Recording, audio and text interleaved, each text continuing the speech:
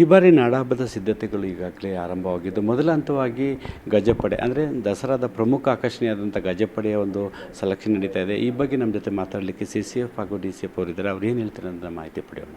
ಅರಣ್ಯ ಇಲಾಖೆ ವತಿಯಿಂದ ಗಜಪಡೆ ಏನು ನಾವು ದಸರಾಗೆ ಕರ್ಕೊಂಡು ಬರ್ತೀವಿ, ಆ ಪಡೆಯನ್ನು ಎಲ್ಲ ಕ್ಯಾಂಪ್ಗಳಿಗೆ ಹೋಗಿ ನಮ್ಮ ಅರಣ್ಯ ಅಧಿಕಾರಿಗಳು ಮತ್ತು ಪಶುವೈದ್ಯ ಅಧಿಕಾರಿಗಳ ತಂಡ ಪರಿಶೀಲನೆ ಮಾಡ್ತಾಯಿದೆ.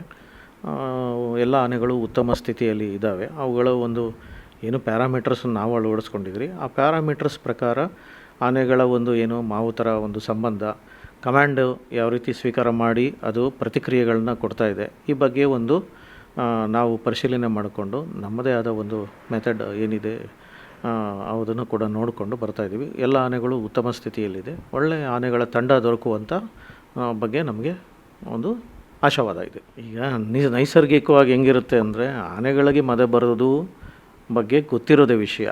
ಎಲ್ಲ ಆನೆಗಳಿಗೂ ಒಟ್ಟಿಗೆ ಮದ ಬರುವುದಿಲ್ಲ. ಮದ ಬಂದರೂ ತಾತ್ಕಾಲಿಕವಾಗಿ ಇರ್ತದೆ. ಆನೆ ಮದ ಎಲ್ಲೂ ಬಂದಿರೋದ್ರ ಬಗ್ಗೆ ಇಲ್ಲ. ನಾವು ಕೂಡ ಕ್ಯಾಂಪಿಗೆ ಹೋದ ಬಗ್ಗೆ ಇರ್ತದೆ. ಈ ಮದ ಅಂದರೆ ನಿಮ್ಮ ಪ್ರಕಾರ ಏನು? ಸ್ವಾಭಾವಿಕ ಕ್ರಿಯೆ ಇರ್ತದೆ. ಅದು ಅದ್ರ ಬಗ್ಗೆ ಏನು ನನಗೆ ಮಾಹಿತಿ ಬಂದಿಲ್ಲ ಇದುವರೆಗೆ.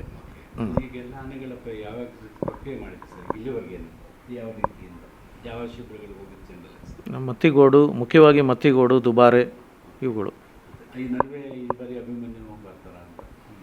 ಎಲ್ಲ ಆನೆಗಳು ನಮ್ಮ ಒಂದು ಏನು ಪ್ರತಿಯೊಂದು ಉತ್ತಮವಾಗಿ ಈಗ ಹಿಂದೆ ಯಾವುದು ದಸರಾದಲ್ಲಿ ಬಂದು ಪಾಲ್ಗೊಂಡಿದೆ ಆನೆಗಳಿಗೆ ನಾವು ಒಂದು ಸ್ಕೋರನ್ನು ಕೊಡ್ತೀವೇನೋ, ಆ ಸ್ಕೋರ್ ಕೊಟ್ಟಾಗ ಅದು ಇವತ್ತಿನ ಒಂದು ಸ್ಕೋರ್ ಏನಿದೆ ಅನ್ನೋದನ್ನು ನಾವು ನಂತರ ಇನ್ನೂ ಪರಿಶೀಲನಾ ಹಂತದಲ್ಲಿದೆ, ಬರ್ತದೆ, ಒಂದು ಪಟ್ಟಿ ತಯಾರಾಗಿ ಬರ್ತದೆ. ಈಗ ಸ್ಕ್ರಾಚ್ ಆಗಿದೆ ಅಭಿಮನ್ಯು ಒಳ್ಳೆಯ ಆರೋಗ್ಯ ಸ್ಥಿತಿಯಲ್ಲಿದೆ ಅನ್ನೋದು ನಮಗೆ ತಿಳಿದಿರುವಂಥದ್ದು, ಆಯ್ತಲ್ಲ. ಅಭಿಮನ್ಯು ನಮ್ಮ ನೆಚ್ಚಿನ ಒಂದು ಹಿರಿಯ ಆನೆ, ಅನುಭವಶಾಲಿ ಆನೆ, ಮತ್ತು ಎಂಥ ಒತ್ತಡ ಸ್ತೋಮ ಇದ್ದರೂ ಕೂಡ ಒಂದು ಉತ್ತಮ ಸ್ವಭಾವ ಮತ್ತು ಒಂದು ಅಂಬಾರಿಯನ್ನು ಹೊರುವಂಥ ಒಂದು ಮನಸ್ಥಿತಿ ಮತ್ತು ಶಕ್ತಿಯನ್ನು ಹೊಂದಿರುವಂಥ ಆನೆ, ನಮ್ಮ ನಾಡಿನ ಹೆಮ್ಮೆಯ ಆನೆ.